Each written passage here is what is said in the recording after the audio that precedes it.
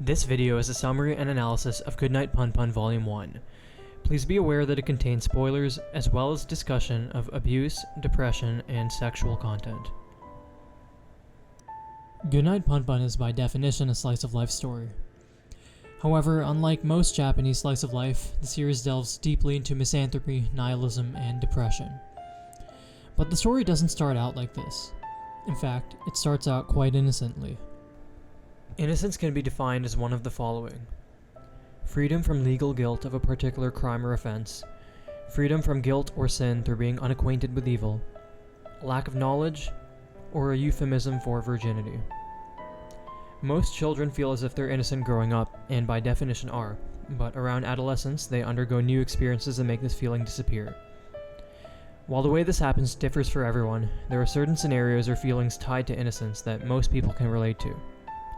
Goodnight Punpun explores this deeply in Volume 1. At the beginning of the story, Punpun Panyama is a 10-year-old boy who has a crush on the new girl Aiko. Initially, Punpun displays a childlike innocence, falling over when kissed, dancing with his uncle, making poses with his friends. He lacks knowledge about the world and has committed no major crimes or sins. However, his state of mind is more complex than he lets on. After Aiko's introduction, the main focus of the first chapter is an essay Punpun is assigned in class in which he must describe his dreams for the future. However, Punpun is unable to finish his essay in class while Aiko finished hers easily. Fascinated by Aiko, Punpun shyly follows her after class. When Aiko notices, she threatens to call the police at first, but Punpun falls over with no resistance. Aiko then says she's just kidding, and asks Punpun if his home is in the same direction. It isn't, but he lies so that he can keep talking to her. Aiko wants to be an actress, singer, or a model, and blow all her money in her 20s since she thinks the world is going to end soon. She says that in a few years we'll run out of oil, the environment will be destroyed, and the Earth will be uninhabitable. Unless we all move to another planet, it'll be over for humanity. While the statement isn't entirely accurate, it supplies Punpun with the knowledge that the world isn't perfect and his current state of life isn't permanent. Meanwhile, Punpun's only dream so far is to play pro baseball because baseball makes his dad happy. However, later that night, Punpun receives a telescope from his father. His dad lets it slip that he won it playing the slots, but Punpun doesn't know what that means anyway. The telescope inspires Punpun, and he decides he wants to research outer space and become a professor and save humanity by finding them a way to migrate. Not only because he thinks it's cool, but also because he thinks it'll make Aiko like him. However, the next morning, Punpun's mother and father fight. His mom ends up in the hospital and his dad is arrested.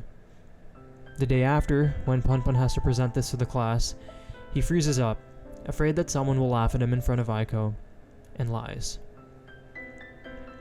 My dream is to work in an average office and have an average family. Then, Punpun runs out of the classroom and drops his essay on the gym floor. Punpun's anxiety is understandable given everything he's going through. But when Aiko finds his essay, she calls him out as a coward. Aiko provides him with the encouragement he needs to get back on his feet. You were scared they were gonna laugh at you, right? So let them. People who discourage others will never find their own happiness. Who cares what we dream about? Just getting through each day is hard enough. Come on, let's go. From this scene, you get the sense that Aiko's knowledge of the world is greater than Punpun's is. And Punpun is so moved by what Aiko says, that he says that even if he can't save humanity from extinction, he'll always protect her. When she asks why, he says, "Because I love you." Aiko then kisses Punpun. A first kiss can perhaps be seen as a loss of innocence, but it may also be inherently innocent as well. However, only 2 chapters later, Punpun masturbates for the first time. After discovering pornographic material with his friends, Punpun's thoughts are a chaotic jumble. His initial reaction is, "My brain squirted out of my wiener," clearly indicating that he has no idea what's going on. Uncle Yuichi is the one who gives Punpun a book explaining what it's all about, and his imagination runs wild. However, finding out about sex causes Punpun to experience complicated feelings, both curiosity and guilt. His curiosity is normal, but he still feels afraid of Aiko finding out about these curiosities. When Punpun and his friends are caught looking for dirty magazines earlier that day, Aiko says, "You don't lie, right, Punpun?" However, Punpun's guilt is an indication that this event felt like a loss of innocence to him. Perhaps the biggest example of Punpun's innocence is his perception of God. Punpun's relationship with God throughout the story is quite complex. We learn that Uncle Yuichi taught Punpun the chant, dear God, tinkle hoy," which makes God appear and talk to him. However, God is just Punpun's own thoughts, and he's just talking to himself. Because of this, anything that God says acts doubly as characterization for Punpun as well. God is very revealing of Punpun's loss of innocence over time. When Punpun asks God if Mom and Dad can just get along, God says he's tired of that subject.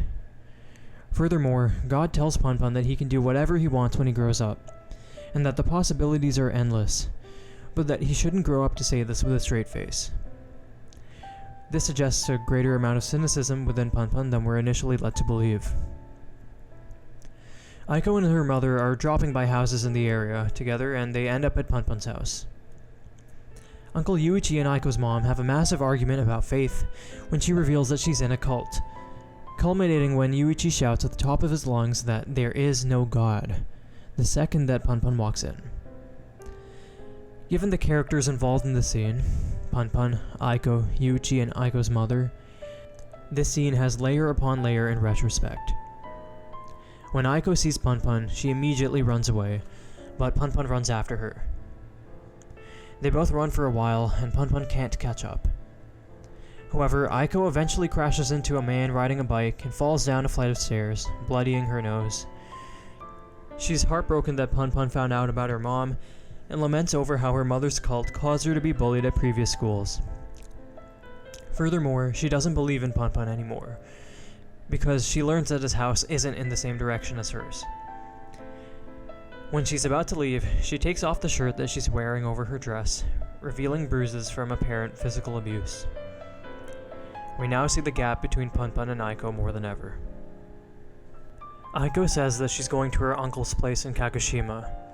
Her uncle is a doctor, and she thinks he might help her. However, she eventually yields and says she's just gonna give up and go home. Punpun tries to help her by saying that they can go live on planet Punpun, a planet he discovered while looking through his telescope. Aiko just smiles and shuts down his innocent wish by saying that he's crazy. Then, Punpun hugs her from behind. "Punpun, will you come with me?" It felt like Aiko would go far, far away if he let go, so Punpun held her hand as hard as he could. "Hey Punpun, if you break this promise, if you betray me again, next time I'll kill you." The climax of Volume 1 approaches as Punpun and his friends get ready to explore an abandoned factory, because they find out from a salvaged VHS tape that there might be money there. Punpun thinks he can use the money to pay for a trip to Kagoshima, and when Aiko bumps into them, she ends up tagging along. Unfortunately, the kids don't end up finding the money, and the factory burns down because of a tossed cigarette.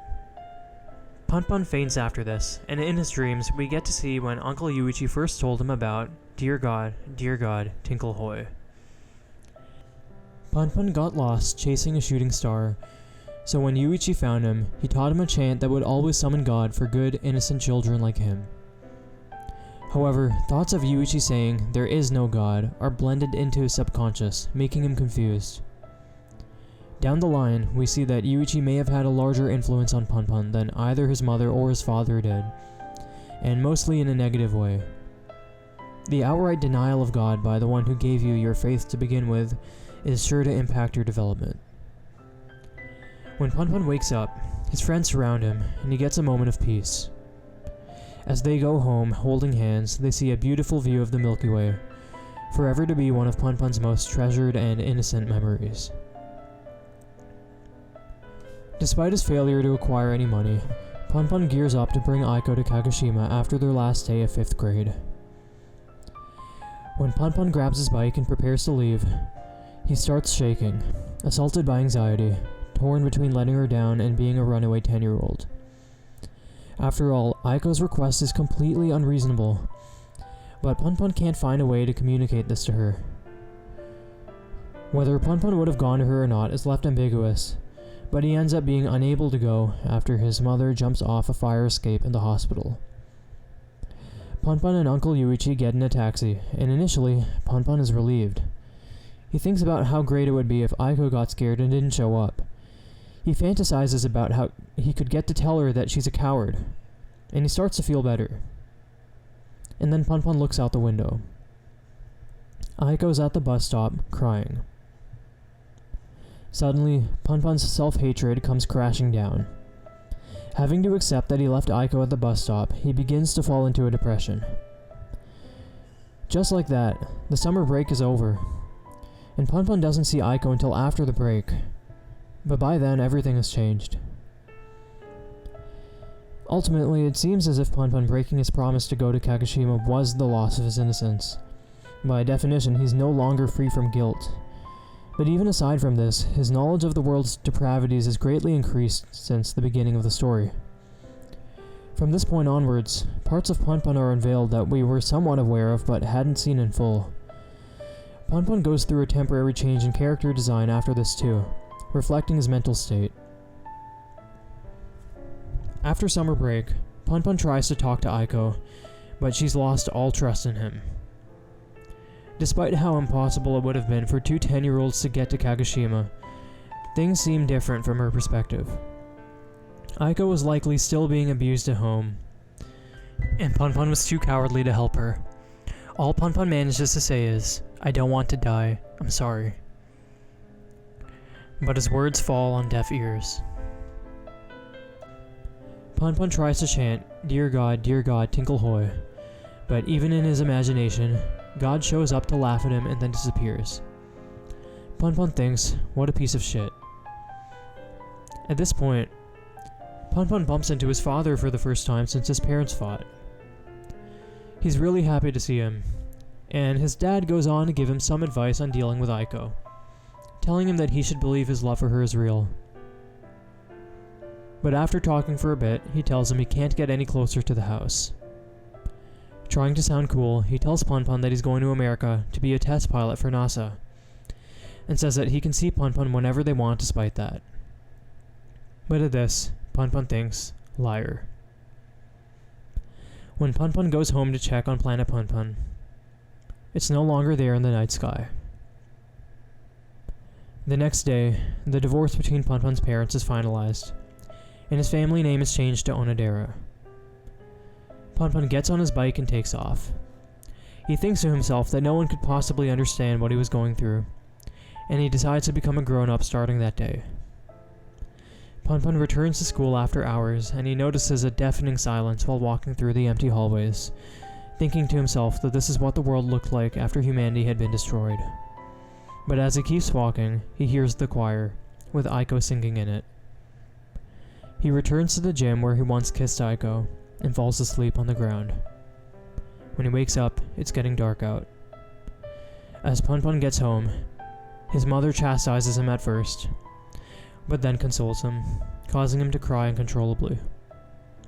As he falls asleep on a chair in the living room, the narrator says, "Goodnight, Punpun." And even 2 years later, after all that time, he's still in love with Aiko. In a sense, he still retains some of his innocence by the end of the volume, but major damage to his self-confidence has been done.